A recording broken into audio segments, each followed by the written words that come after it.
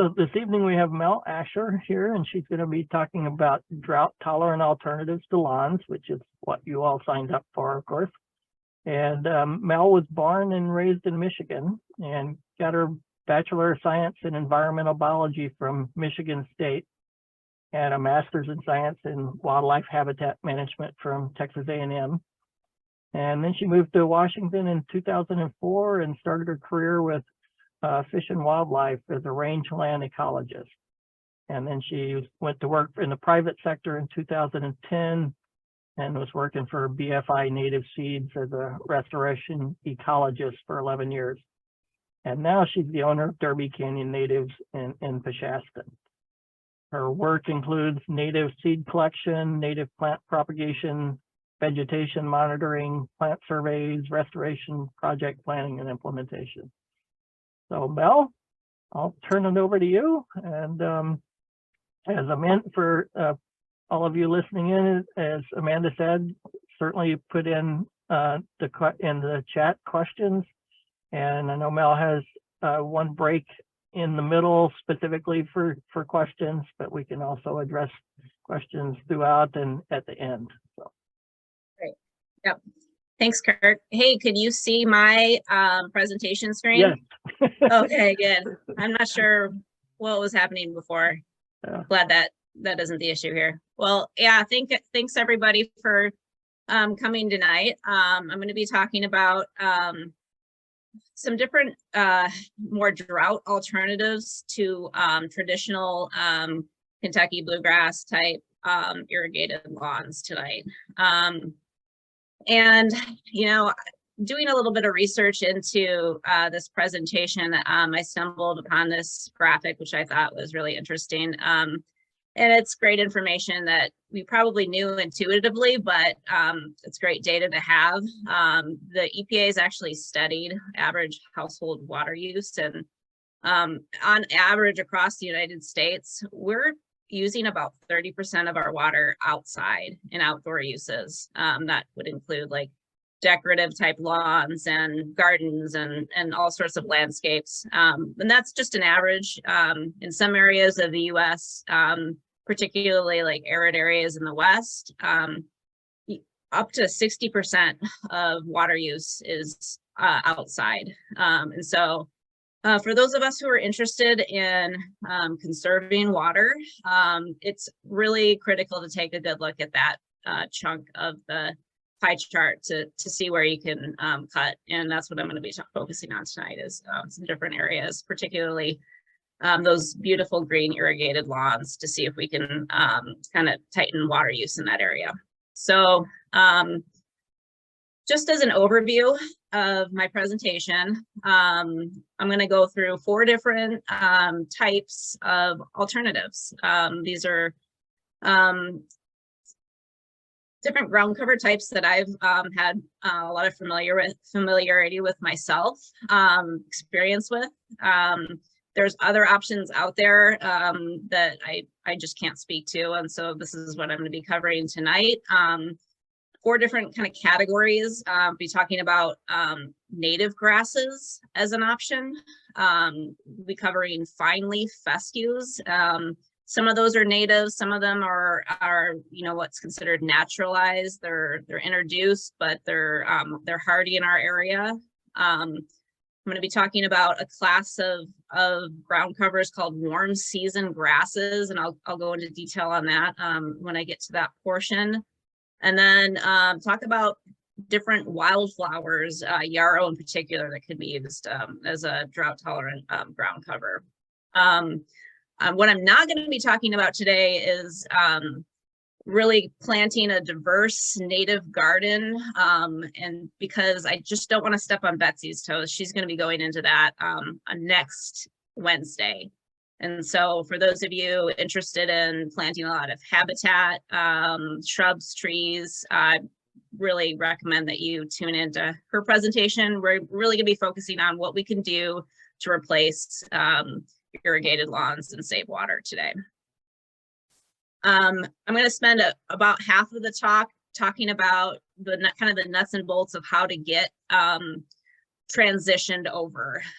These are questions that I get pretty regularly at my nursery here, and a lot of people are really unclear on this process, and so I really want to go into that in detail. It's not as easy as you might think. So there's some things to look out there, some pitfalls there. And then I'll talk a little bit about the seeding process. All of the ground covers we're going to be talking about today can be established from seed, which makes it a relatively inexpensive way to conserve water. And I'll be giving some tips for maintenance, both in the short term during establishment and long term. So, when you're trying to think about what different options work best for you, I think there's some important considerations. If you are interested in watering, do you have an irrigation system set up? How much watering are you interested and willing to do? Or do you want to go completely drought tolerant, completely dependent on natural precipitation? And what are the pros and cons of that scenario? We'll dive into that. Foot traffic is a really important consideration. A lot of the ground cover types that I'll be covering today do okay with low to moderate foot traffic, but really high foot traffic areas, that might be a situation for, maybe reserving a small amount of your traditional lawn, or, looking at the warm season grasses that I'm going to be talking about. You really need something sod-like to withstand heavy foot traffic. So that's something really important to think about. Really need to think about how close to the house your area of interest is. And that's mainly from a fire risk perspective. We'll get into that. And what's the site look like right now? Is it historically very weedy? It's really going to depend on how well you're going to be able to get these seed mixes to establish based on how weedy it currently is.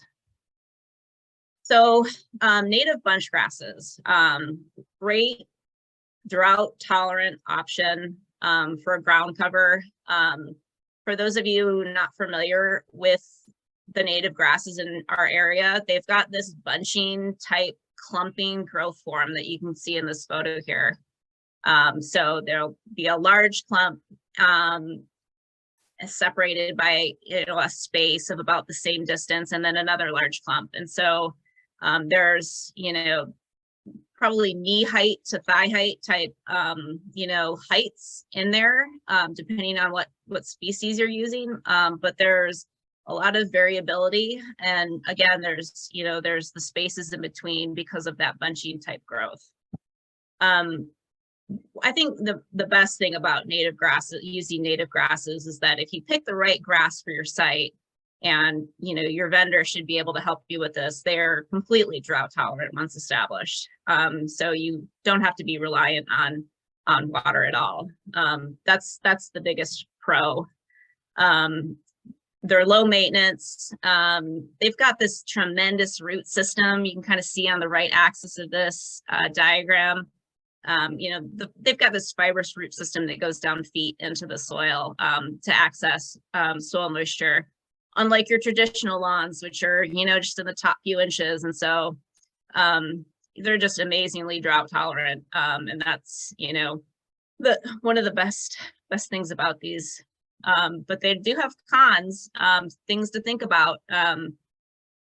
Because native grasses are adapted to our climate, and we've got dry summers, most grasses have evolved to go dormant during that dry season. And so by the time we get into mid to late summer, depending on where you're at in the valley, these plants are going to be starting to turn brown and go dormant. And so they can become a fire hazard, and they need to be spaced a little bit further away from your house. Tune into Al's talk to really hear more about that, but probably not a zone 1 type selection. That's the first 30 feet from your house. So I put in bunching growth type as a potential con. Just, you know, some people like that look, some people don't.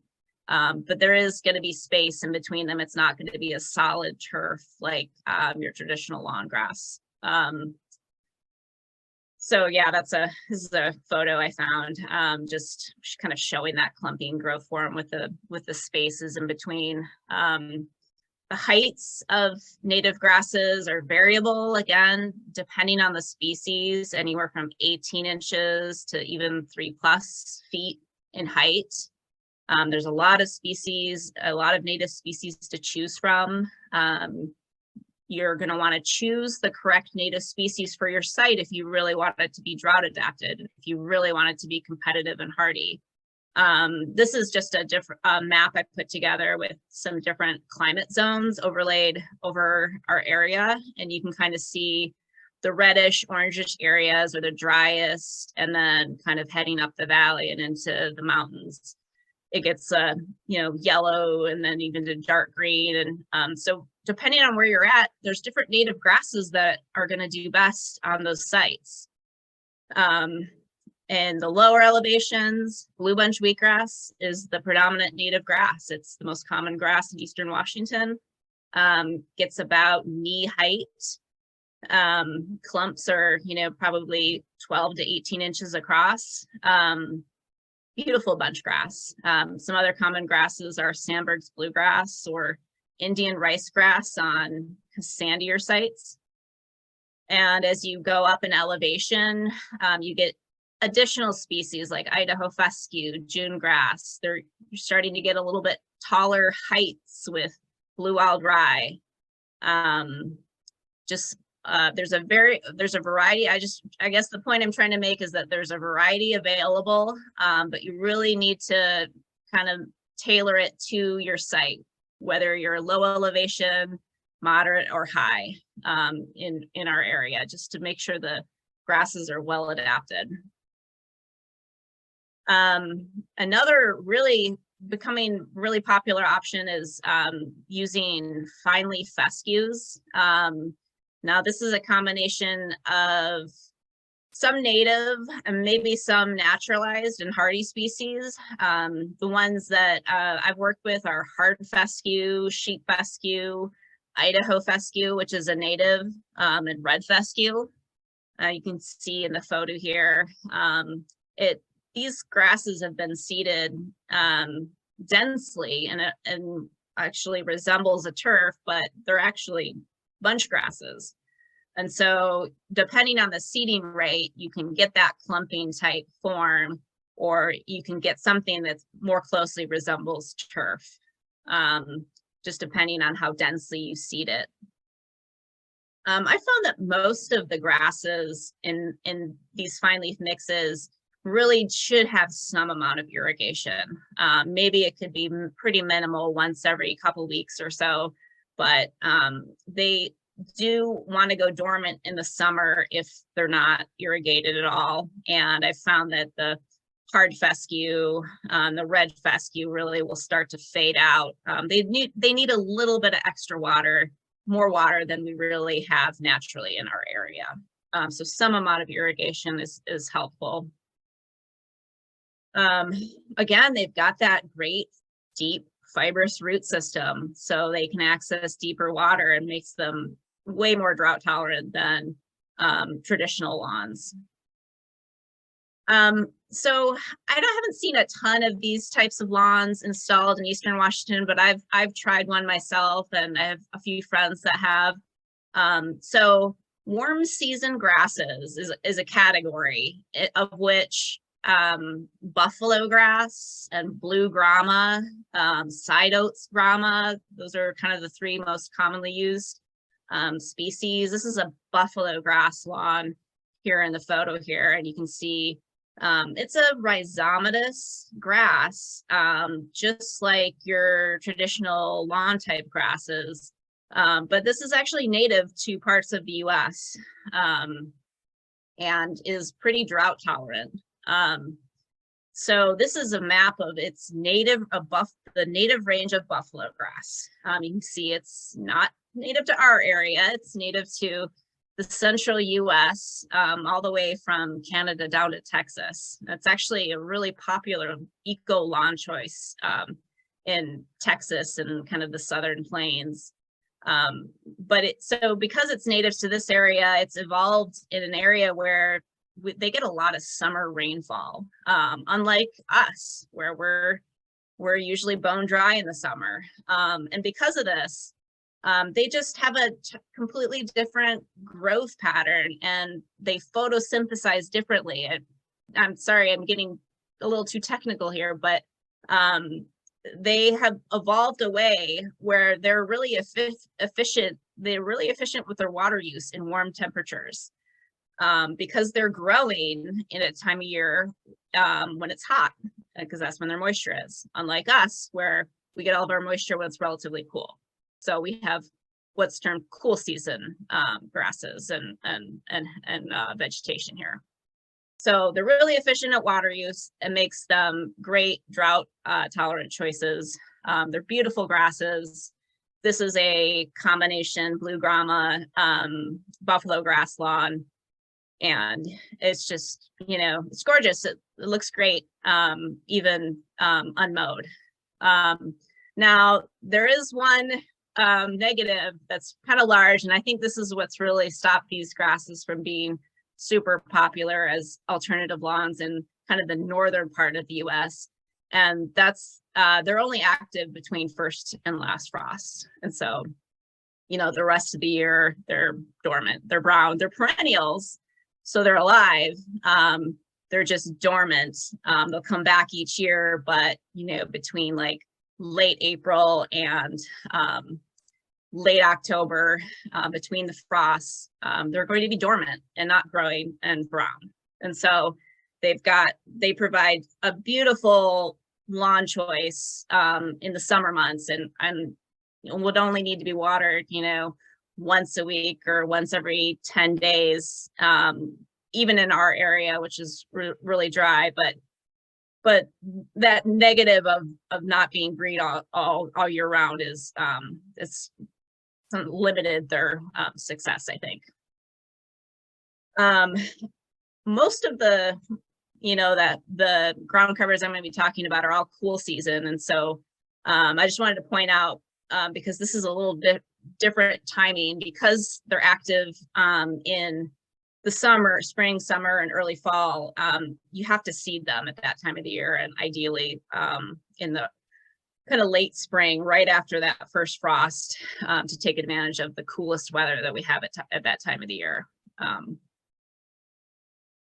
And then the last ground cover type I'm going to be talking about is using a combination of yarrow or wildflowers as an alternative lawn. I'm actually going to be doing this at my house here in Peshastin.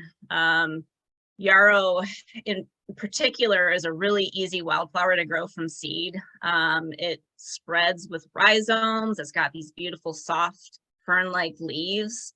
And it's just really easy to get it to grow. It's one of the few species that we've had success with this species on all sorts of sites, whether they're compacted or rocky. It's really adaptable. For any of these wildflower type covers, they're going to need to be mowed or weed whacked to eliminate the stalks if you want them to be kind of more walkable or more turf-like. Otherwise, it's it's going to be kind of like something that you look at, but if you let the flower heads go out, you're not going to be able to walk around there and with bare feet. It'd be danger of being poked. There's a lot of adaptability, particularly with yarrow.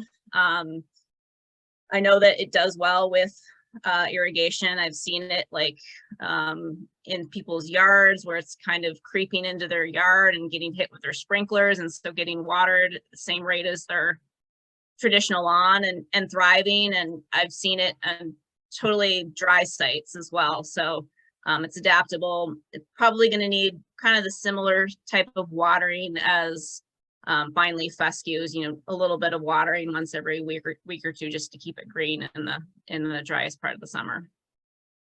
And then, of course, as a native plant nursery owner, we love, these diverse native plant gardens, utilizing a combination of hardscaping and native plants. And Betsy will go into detail on this. And I'm just really going to be focusing on how to get these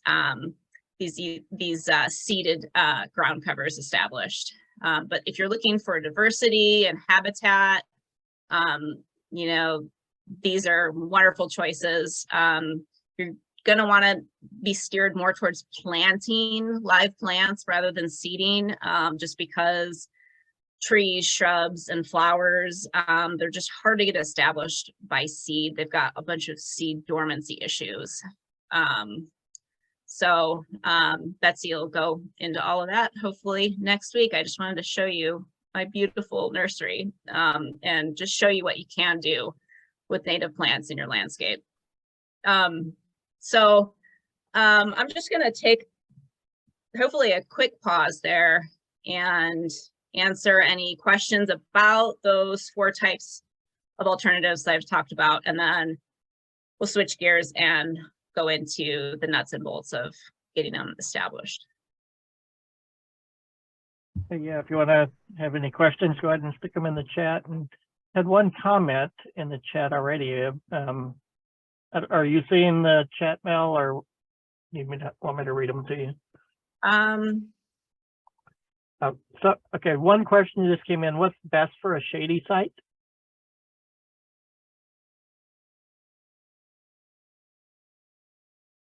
But what's best for a shady site? So I think the fine leaf fescues option, particularly with Idaho fescue, would be better for shadier sites. Partial shade, I mean, full shade is just challenging to get anything to grow in, but if it's at least partial shade, I think the fine leaf fescue mix would be a good one, a good option for that. Idaho fescue in particular does tolerate shade, as well as some of the like red fescue component of that is somewhat shade tolerant. So that would be my recommendation for a shadier site. And Sue's up in Manson and wondering if which of those grasses would work well up there in the Chelan Valley. Depends on how much, if you want to water it or not, or if you want it to be totally drought tolerant. I mean, I think there's a lot of different things that need to be weighed when you're making this decision. You can do any of them. It just depends on your site and what your goals are and how much watering and maintenance you're looking to do in the future. So you can definitely do native grasses if it's a little further away from your house and you want it to be totally drought tolerant. You could do any of them. So she wants to ask a follow-up question to that. I'd be glad to answer it. How often do you need to water fine leaf fescues to get them established? And then I'm gonna hold that one because we're gonna talk about that. We're gonna talk about watering during establishment. We're gonna talk about timing, and it depends on both of those things. And I don't know if you were going to talk about starting a lawn from Yarrow, but Roseanne is wondering about that. Yep. So, yeah, that's definitely going to be a seed. You can do that from seed pretty easily. And is there a way to keep buffalo grass from going dormant in the summer? I'm assuming it's because it needs more water than recommended, or is it the heavy clay soil? Yeah, I mean, buffalo grass grows on a lot of heavy clay soils in the Midwest, so I don't think that's necessarily it, but I would look at water. I would look at when it's starting to go dormant, I would dig a hole and see what your soil profile looks like. Is it dry on the top? Maybe you've been overwatering it and it hasn't been able to get that root system down, and then it's not able to withstand the drought as well as it should. So yeah, I think I think I would recommend digging a hole and looking at moisture and looking at where the roots are at, and going from there. It could very well be, if it's going dormant in the heat of summer, it sounds like soil moisture issue. I don't know, Betsy, I don't know if you have anything you want to add to that. I saw you nodding. So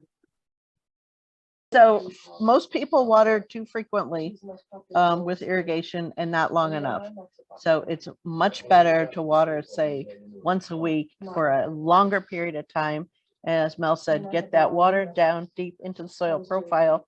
So then the roots have to go looking for it. They grow deeper. It's healthier.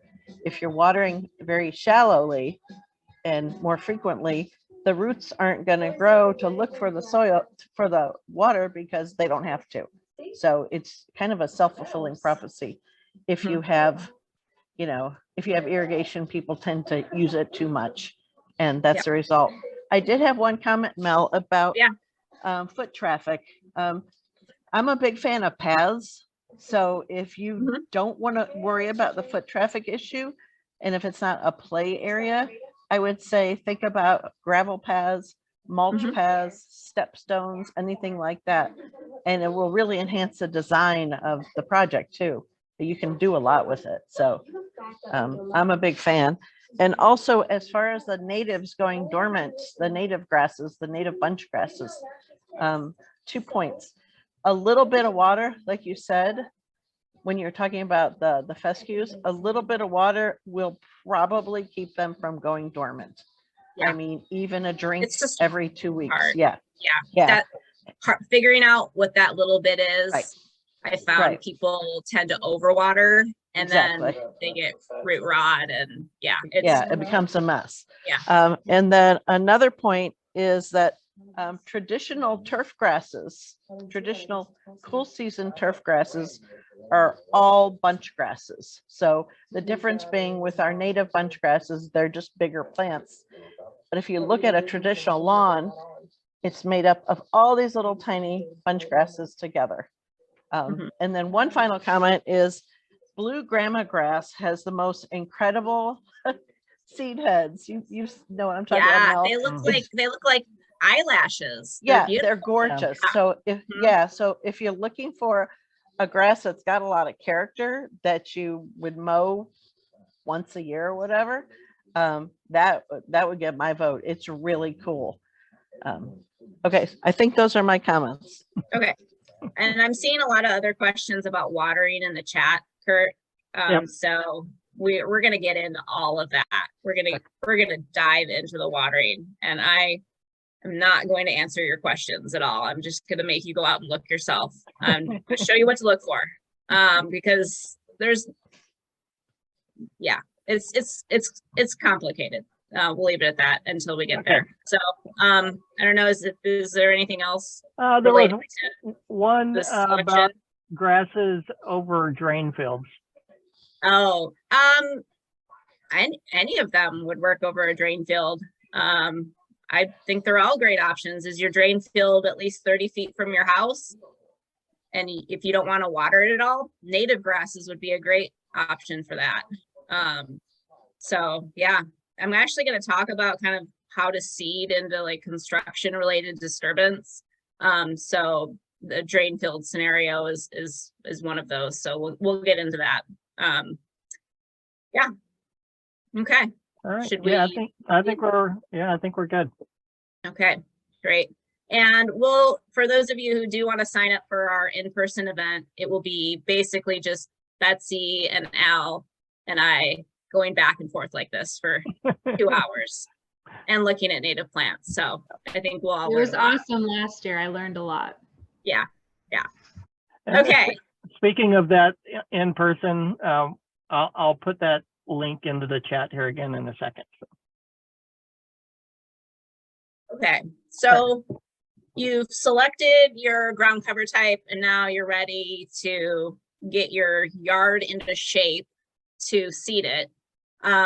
So you're at the stage of what we call site preparation. And there's 3 kind of key components to this stage. And these are kind of theoretical, but they kind of form the framework that you're going to need to be thinking about when you're getting your yard in shape. And so the first one is kind of a no-brainer: control the existing plants. You can't seed into an area that's occupied by any plants. It needs to be, you know, fairly bare with pretty much nothing green growing in order for the seed mix to do well. I like to, you know, describe this as like a seed bed. You're creating a nice soft bed, fluffy bed for your seeds to grow in. And they want to sink into the soil, and you know, you can kind of, I don't know if anyone can see, this is a picture of my footprint in a seed bed that I created to seed some fescues into. And it's sunk in about a ½ inch or an inch. So the seeds fluff, or the soil's fluffy enough that I can, you know, my footprint will sink in. So you want a nice soft bare soil situation to seed into. That's the ideal situation. You don't want it to be hard and compacted. You want to, you know, the seeds to be able to sift into the soil. And then the third critical component is also the hardest one. I struggled with this for years as a practitioner. Depleting weed seeds in the soil. Anything that you seed is going to be competing with the seeds that are already in the soil. And so if your site's extremely weedy, before you start this process, you can, you know, be pretty assured that there's going to be a lot of weed seeds in the soil that are going to be popping up at the same time as anything that you seed intentionally. So it's just something that you try to mitigate the best you can, just be aware aware of it, and maybe even if it is an extremely weedy site, maybe seeding is not the best option. Maybe, you know, you go with planting because you've got established plants that are more competitive. So anyway, those are the three key components. I'm going to talk about two different scenarios where you could apply these. First of which is if you've got a traditional irrigated lawn and you want to remove it. Working with Betsy, she recommended these two options for removal that she's worked with her clients on, either a fast or a slow option. And this kind of depends on what your timeline is for when you want to get your seed in the ground and the season it is that you're starting. The fast option is basically just renting a sod buster, which you can rent at Home Depot for a half day or a full day. And it's just going to cut directly under the grass into the roots. And you can basically just roll up the sod. You can either flip it over and expose the roots and dry them out, leave it in sight, or you can remove it, either landfill it or, you know, find somebody on Craigslist that's willing to come and pick it up. Just depends on, you know, what you're, you know, how much work you're willing to do there. After the sod is removed or flipped, you need to wait a couple of weeks, let everything dry out, let the roots that are exposed to the air dry out, make sure there aren't any new sprouts coming up, rake it, and then you'll be ready to seed. So that's the fast option, which you could, you know, be ready to seed within a couple of weeks, ideally. And I'm going to stop. Maybe I'll stop after this, Betsy, and you can chime in real quick.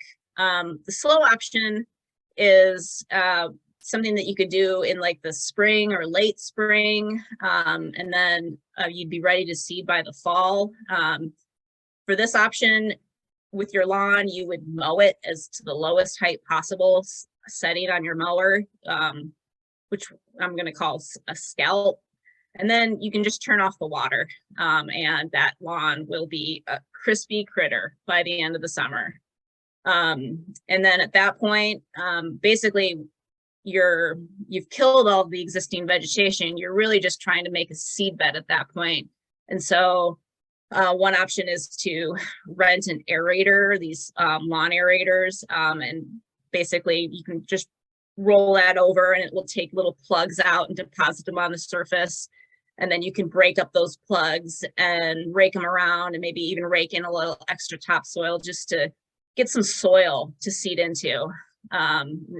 Rake the soil into the holes, and then you'll have at least some soil to seed into. And that slow option really ensures that the turf grass is dead, which is a really critical component of getting good, seed establishment, making sure everything that's already there is dead.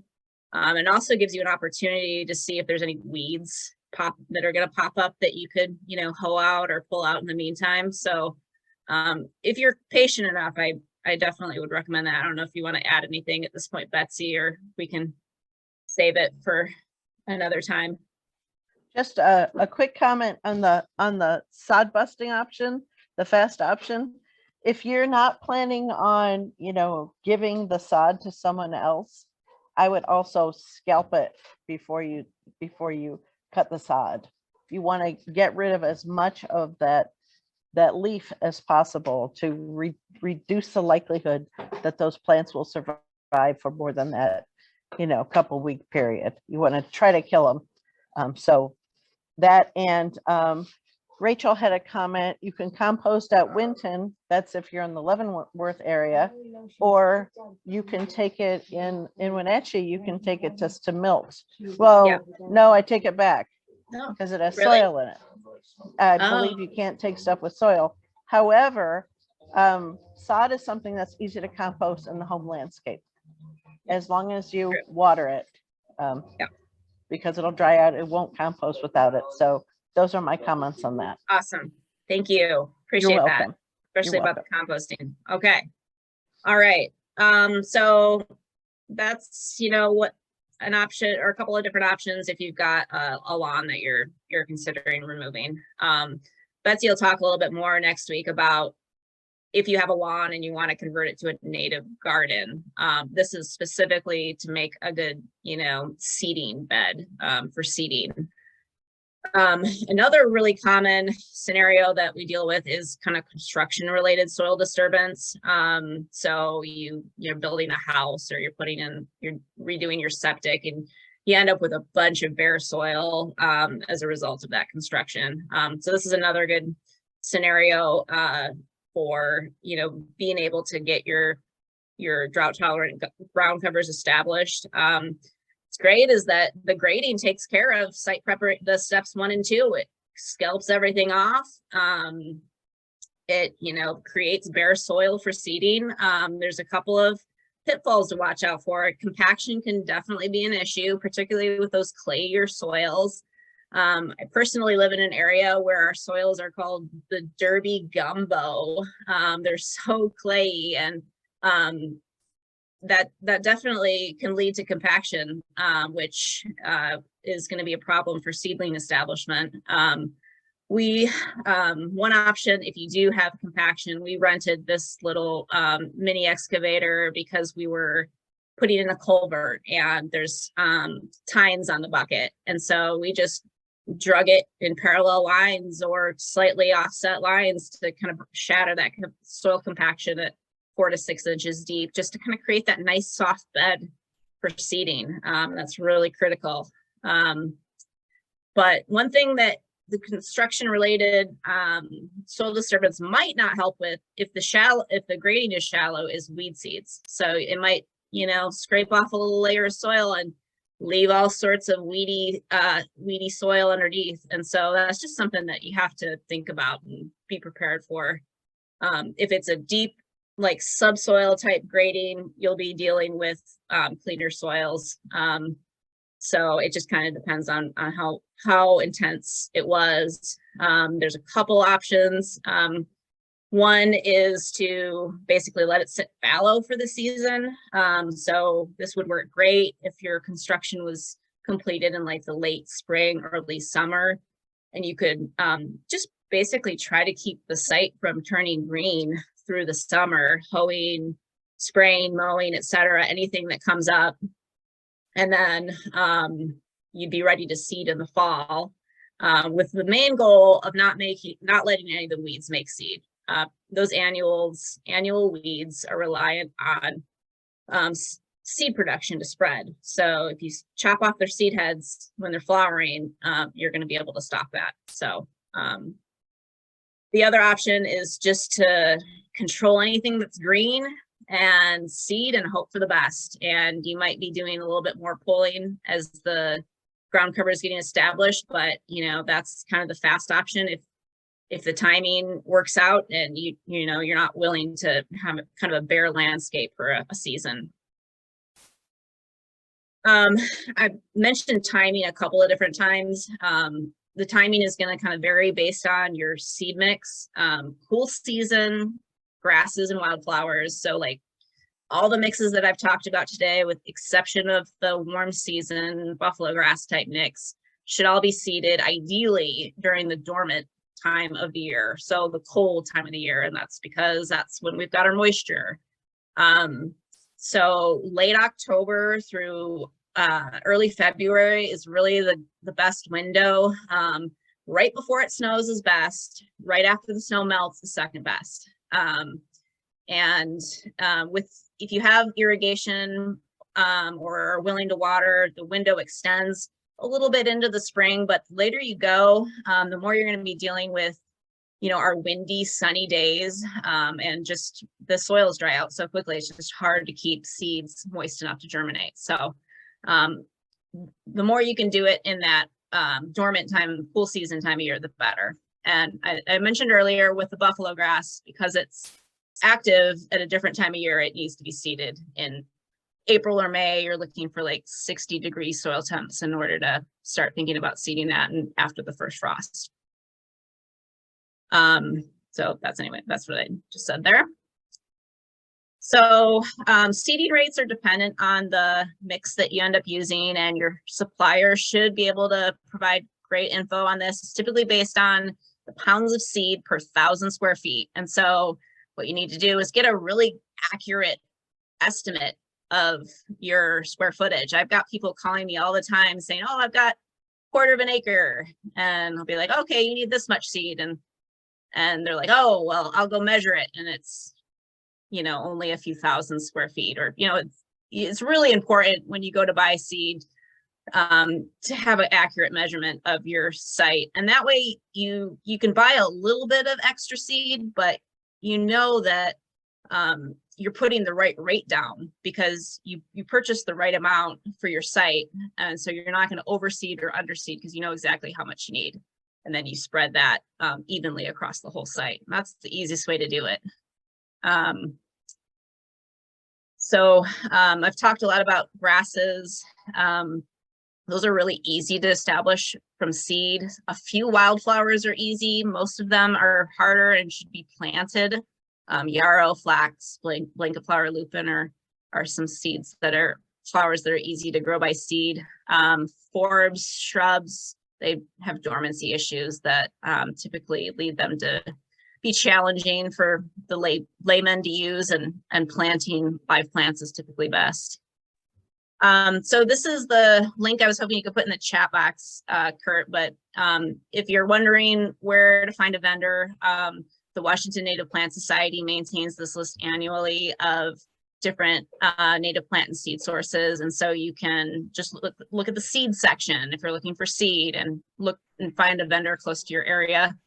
Some of those warm season grasses can be purchased online since they're, you know, more central US. There's lots of great online sources as well for that stuff.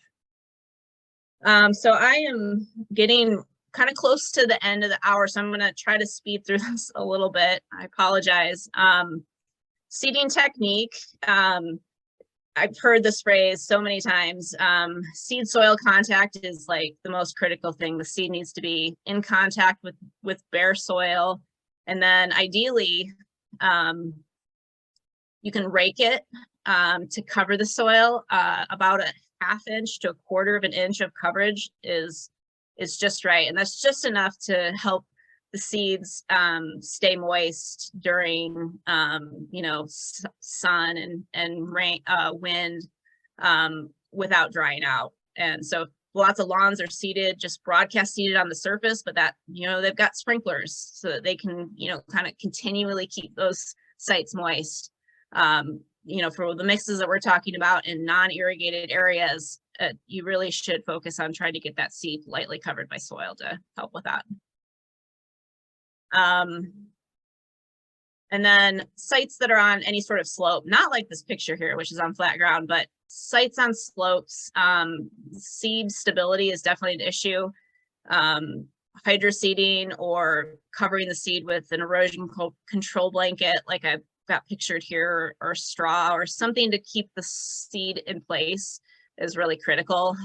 So sites that are like 2-to-1 slopes or more, you know, sites that if you know, could easily roll down them, you can picture the seed rolling down as well, should be stabilized, or it's possible to likely that some of your seed might kind of wash down and not germinate in the area that you're hoping it will.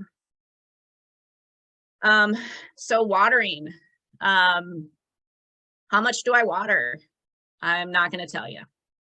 It depends. It depends on so many things. It depends on rainfall, what seed mix, your soils, your location, your et cetera. So I'm going to show you, I'm going to instruct you guys on how to monitor. And that's, I think, what's really critical.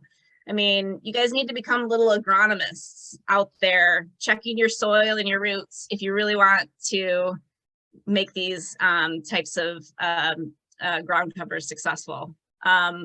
During germination, you're looking for just that top inch of soil staying moist, not saturated, moist. You shouldn't be able to squeeze water out of the soil. It should just be moist enough to kind of stay together in a clump in your hand. That's the perfect amount of moisture. And so if you are watering, you know, it would be short bursts. And depending on the time of the year, it could be once or twice a day if it's late in the season, or it could be once or twice a week if it's in the spring. You know, if you seed at the right time of the year and you're seeding these native grasses or finely fescue mixes, they might come up and establish well in the spring without any supplemental moisture. And to the, you know, question earlier, if you're getting into, you know, a drought scenario where it's a really extremely dry spring, that would be, you know, a situation where you would want to apply a little bit of extra moisture just to make sure that you don't lose your seed investment. But again, you got to be monitoring, is that top layer of soil, 1 inch of soil, staying moist until those seeds start to poke up. And this is, you know, just after germination and emergence, and they're tiny at this point. So as long as that, you know, top inch or two is moist at this point, there's no need to water. So anyway, it's just monitoring is key for this. And during, you know, the establishment phase, as they're getting more height to them, you know, you just dig a deeper hole to look. So instead of looking in the top inch, you know, if the grasses are 2-3 inches tall, then you need to look 2-3 inches into the soil and say, is it moist? Is it, I don't need to be saturated, but I don't want it to be bone dry either. And again, watering in long sets, long enough to kind of push the water into the soil, and that length totally depends on the type of soil that you have. And so it's going to depend on where you're at and what your soils are, but the idea is that you're going to be watering for longer, less frequently, to really push the soil down during that early growth phase, looking into the soil at about the same depth as the plants are tall. Weeds during establishment will be an issue to some extent. And this control is really critical for success. You know, depending on what weeds you have, your control options vary. If they're grassy, like cheatgrass or lawn grasses, you'll have one approach. If they're broadleafs, you could have a different approach. Annual weeds are often the easiest to control because you're really just focusing on stopping them from producing seeds. You've seeded a perennial ground cover, and if you can keep the annuals from producing seeds, The perennials will eventually push them out. It might not be, you know, look super great that first year, but by the second or third year, if you've been able to stop those annuals from producing seed, your perennials will have taken a foothold and will continue to grow and expand, and will push them out over time. So annuals, you know, they can be hand pulled at low densities. If it's a broadleaf, you can do selective herbicides for spot spraying out of your grasses. You can mow, weed whack, etc., stop them from producing seed. If you've got super high densities, that was an indication that, you know, the weed seed bank was a little bit too intense. And in those situations, you know, it's best to just mow it and, you know, keep them from producing seed and see how it goes. You know, in some really weedy sites, seeding is just really hard to do. Let's be honest. Those might be sites where you need to plant and mulch and, you know, put larger plants into the ground so that they're more competitive. So anyway, that's hopefully something that came up during your planning process and you've already figured that out. But if not, it's definitely something that you'll catch at this stage. Perennial weeds, you know, can be hand pulled or spot sprayed, dandelions, noxious weeds, etc. You can't just mow them. You've got to actually remove the root, or they're just going to keep coming back. And again, this stage is super critical. It's got to be, you got to pay attention to this. You can't just, you know, seed it and hope that everything is going to establish perfectly. Maintenance wise, keep those grasses tall. The more grass, the more shade for them, you know, their soil, their root systems. Mowing stresses the plants out. They need more water to recover from mowing. So the more, you know, height you can keep on those grasses, the less frequent the mowing, the healthier they're going to be. So I get used to that, you know, shaggy look, kind of reduce your expectations or maybe change your expectations. It's not going to be a perfectly flat, you know, every blade is 2 inches tall lawn. It's going to be, you know, there's going to be some variability. It's going to look natural. So just, you know, change your outlook on what this is really going to look like. Don't fertilize. These grasses, these ground covers are adapted to our soils, to poor soils. Fertilizer is mainly going to help the weeds. You know, a lot of these grasses don't do great with heavy foot traffic. Like Betsy said, you know, that'd be an option for putting paths in, either mulch or flagstones, etc. But, you know, the bunch grasses in particular, the native bunch grasses, they're not going to do well in an area that, you know, you want to use as a kid's play yard. You know, there's going to be a lot of trampling. So just kind of keep that in mind. These are, you know, so there's other solutions for that space. And again, watering weekly or bi-weekly, or maybe even not at all with native grasses, or if you can figure out what the balance is, like Betsy said, watering them just enough to keep them green, maybe with that once a month or once every few weeks in Wenatchee. But yeah, watering is really going to be on an as needed basis too, which is where the monitoring really comes in. So I think we're a little bit over time, so I'm going to skip through the final thoughts because it's just kind of a rehash, and I will take any final questions. Would you mind reading them, Kirk? Sure, no, not a problem. Not seeing any yet, but we'll give everybody a minute. Okay. Oh, I saw some, but they must be older ones. Okay.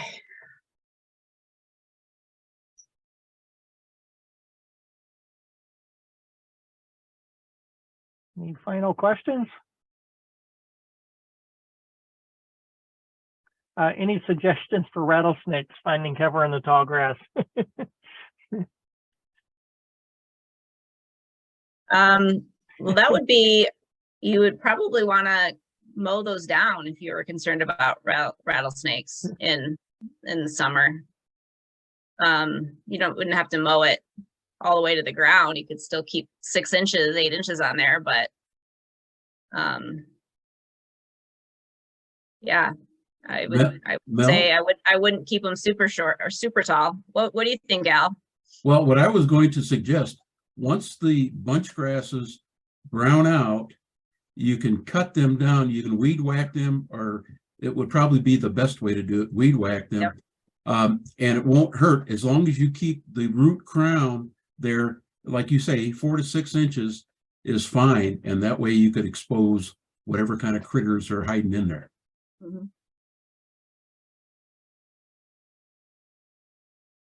Any other questions? All right. Well, I guess we'll call it an evening. Thank you, everybody, for coming out. And thank you, Mel, very much. Let's go. Thank you, Mel. That was great. You're welcome. Thanks, Mel. That was great. Thanks, everyone, for joining us this evening. Have a good night. Good Yeah, night. good job, Mel. Thanks, guys. We'll see ya. Bye-bye. Bye.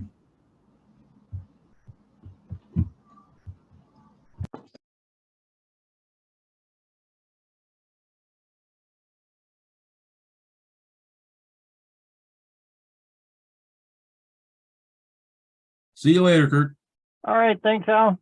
You bet. Bye-bye. Bye.